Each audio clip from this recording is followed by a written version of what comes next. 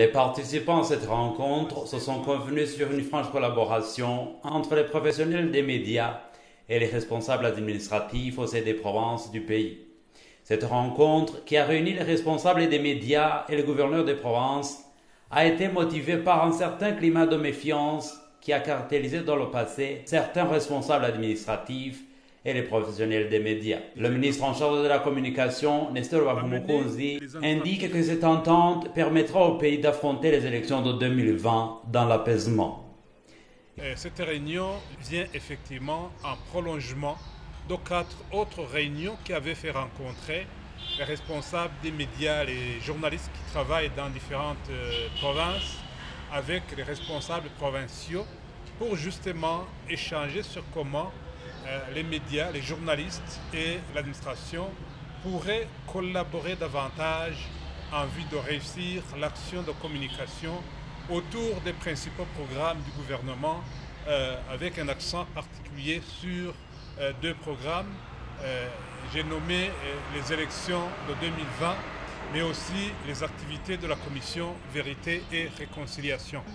Mais aussi pour que les premiers responsables de tous les médias et les responsables provinciaux puissent se convenir sur les stratégies à mettre en œuvre pour affiner l'action de communication dans l'objectif d'aider le pays à affronter les élections de 2020 dans un cadre plutôt apaisé. Il a été suggéré de mettre sur pied des cellules de veille au sein des provinces pour un vrai partenariat entre les administratifs et les professionnels des médias.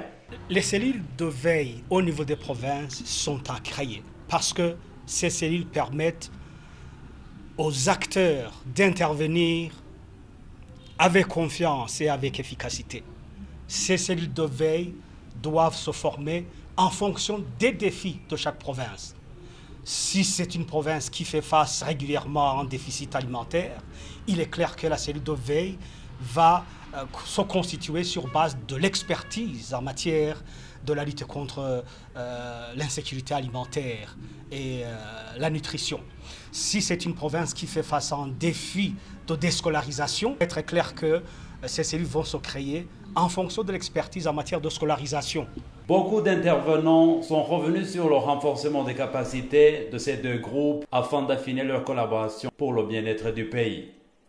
De telles rencontres vont continuer à se dérouler à travers le pays.